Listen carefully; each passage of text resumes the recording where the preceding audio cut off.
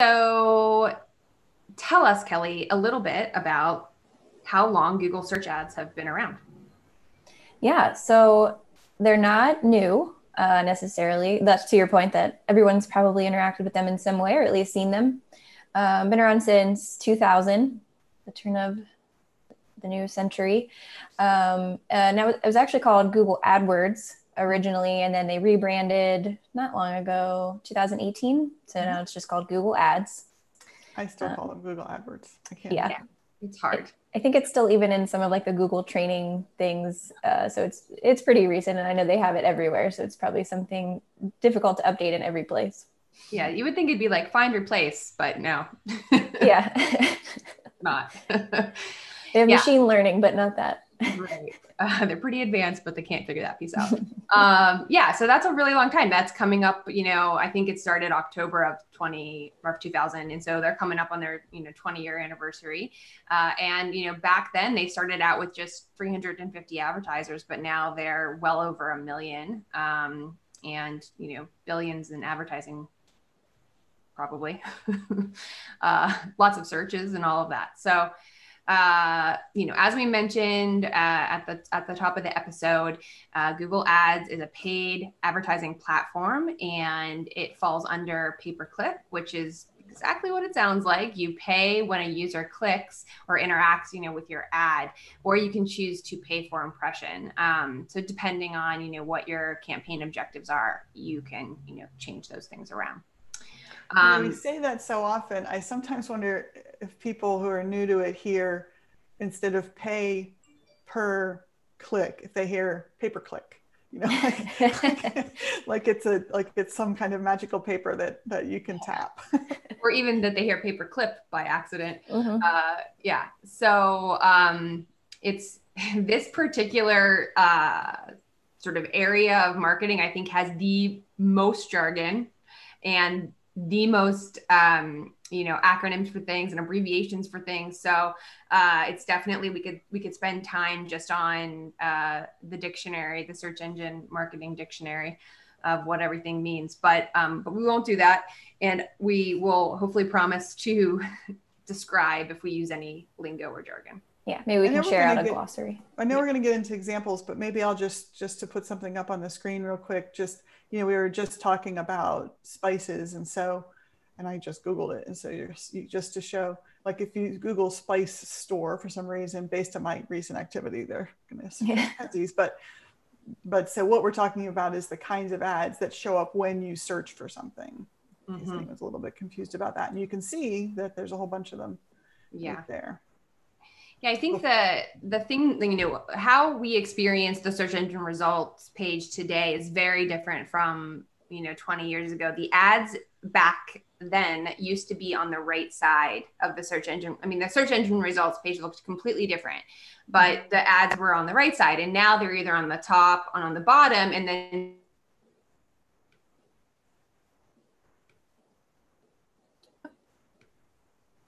I think Sarah's internet might have. I was wondering whether she froze or I froze or who froze. Oh, did I freeze? Yeah, you're back now. You were saying good things. You were saying good things about the top and the side. We were anxious to hear the rest of the sentence. Yeah. I think I just said that in addition to ads being on the top and the bottom, sometimes ad results are mixed in. Someone can pay to be the first person on the map and that sort of thing. So Right. So, and then you can see ads down farther as well. Anyway, sorry to interrupt, but I just thought an example might be helpful. Yeah, no, always. Example always helps. Yeah. So the thing that I think one of the draws for me initially, and I've been in paid advertising since 2006, 5, something in that realm.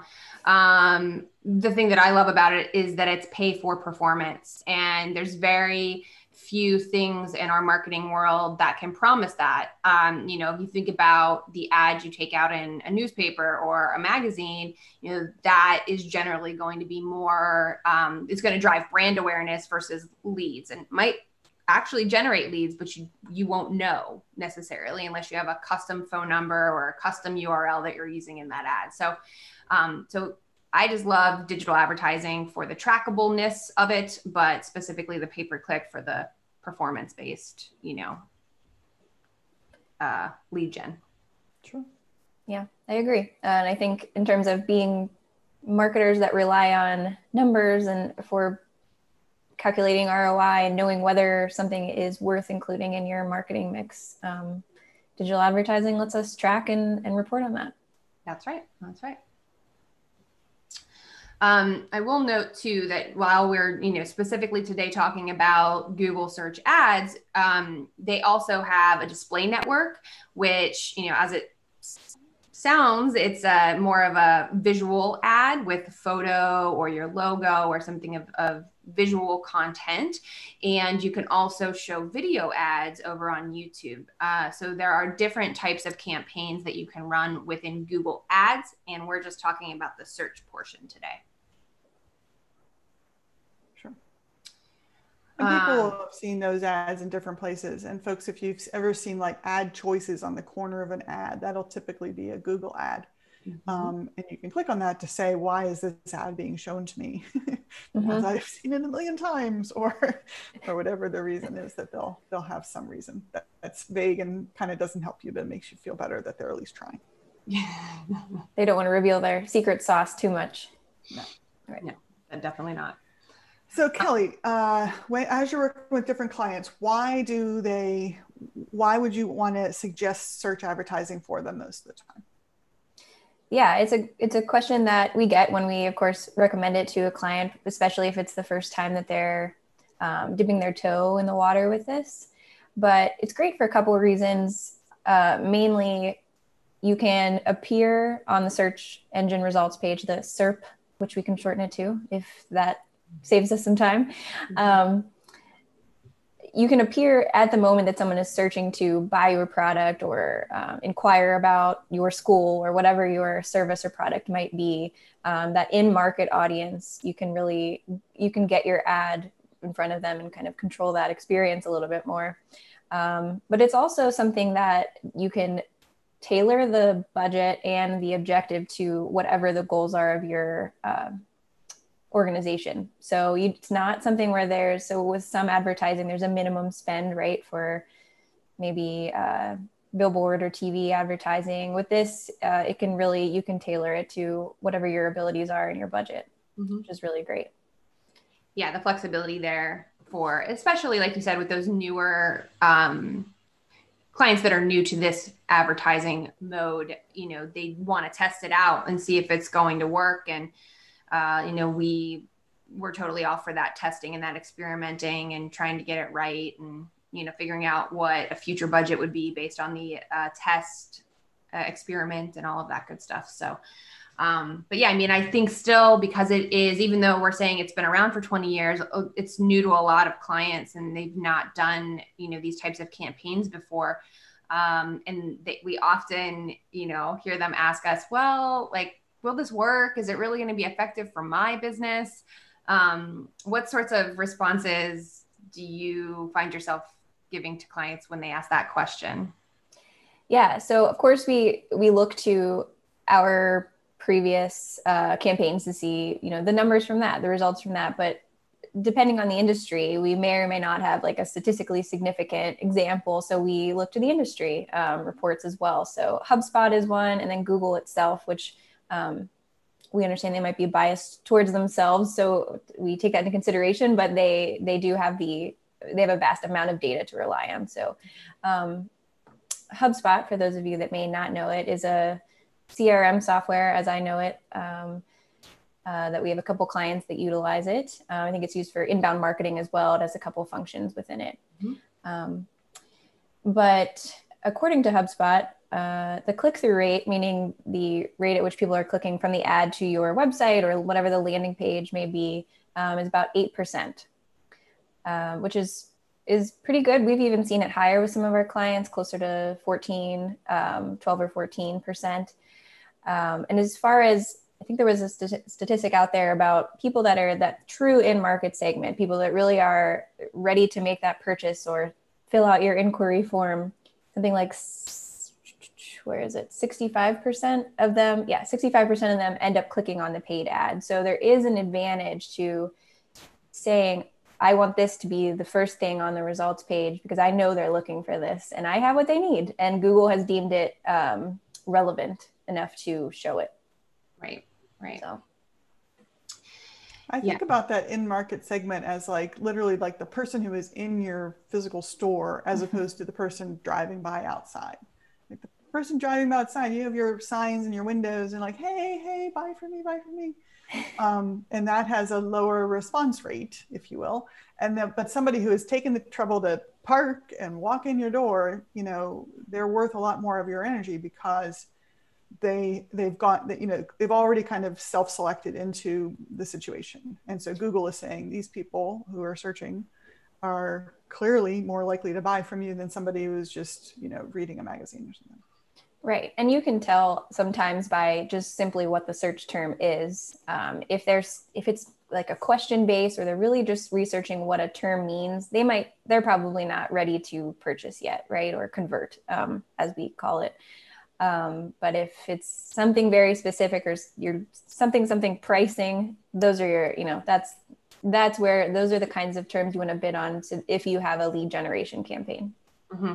Yeah. The good thing about that, I don't know how in the weeds we want to get, but there is a tool that we use when we're optimizing campaigns to look for these types of things called the search terms report. And so if we're seeing a particular keyword phrase that someone typed in that is converting and we can tell it is that in-market segment ready to buy, we can increase our bid on that so that we can, you know, put more of our budget to showing, you know, our ad when someone types that in.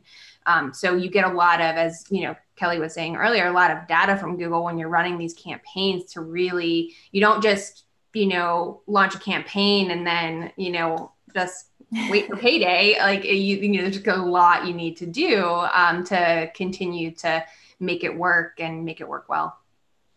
Yeah, as much as the Google's ad AI, if you will, is really advanced and we trust it for a percentage of what's going on with the campaign, there's still some human strategy as far as, because we know the client, right? And we have to kind of insert that knowledge into, combine it with the powers of Google, I guess. And that's kind of that's the mix. Yeah, absolutely. That's a good collaboration there. Yeah. Are there any other stats that are helpful in convincing clients that they should put an ad in Google? Yes, there's an overwhelming number of stats, but there's a few that we kind of go to from time to time that really get us to continue to recommend this as a strategy. One of them is around YouTube advertising, which Sarah, you mentioned earlier, is something you can do through Google. 43% of customers buy something they've seen on a YouTube ad. So I know we're not necessarily talking about video advertising today, but in terms of advertising that is available, digital advertising that's available through Google, this is a really influential one. And while video is, I mean, that kind of thing is normally for awareness generation, we can see through this very stat that it does help with sales as well. Yeah, for sure. Cynthia, have you ever purchased anything from a YouTube ad?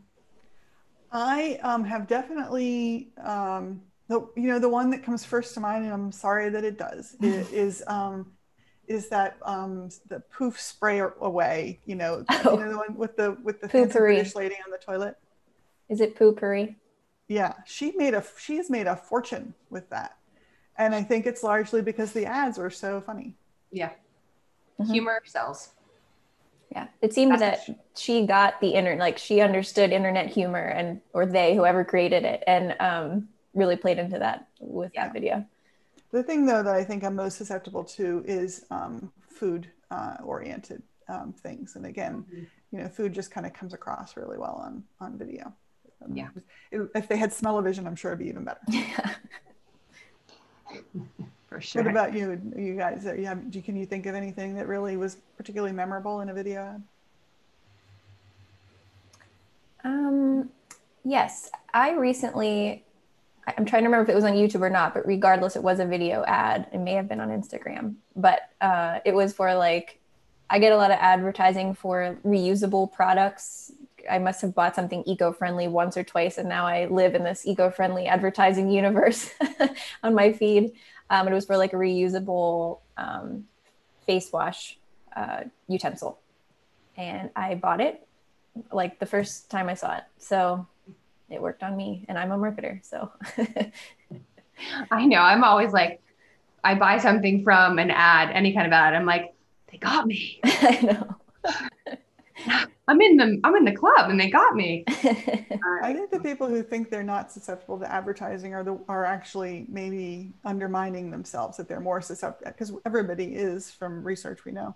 Mm-hmm. And so if you think that you're not, you actually think that you maybe your barriers are actually artificially reduced. Mm-hmm. We got a message from our production booths asking whether we would try to sell potpourri on Smell-O-Vision. And of course, the answer is only if you're John Waters. I don't know if you guys know, but he made a whole movie where there was a scratch and sniff card that you got when you went to the movie. And the movie had nice smelling things and dog poop. I mean, it had quite an array. And I got to see, they had like a re-release of it in the 80s when I was in college.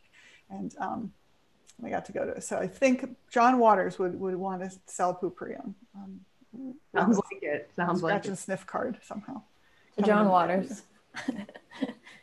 Anyway, neither here nor there. We're here to talk about Google. We go off on tangents. That's okay. We sure do. I think the other thing that we look at ourselves when we're, even strategizing what to put into a marketing plan for a client is where competitors are putting their ad placements. So I think that if, you have a close competitor that is advertising in Google search, it could be, another sort of reason amongst all the reasons to throw your hat in the ring. Yeah. Okay, so we've been talking about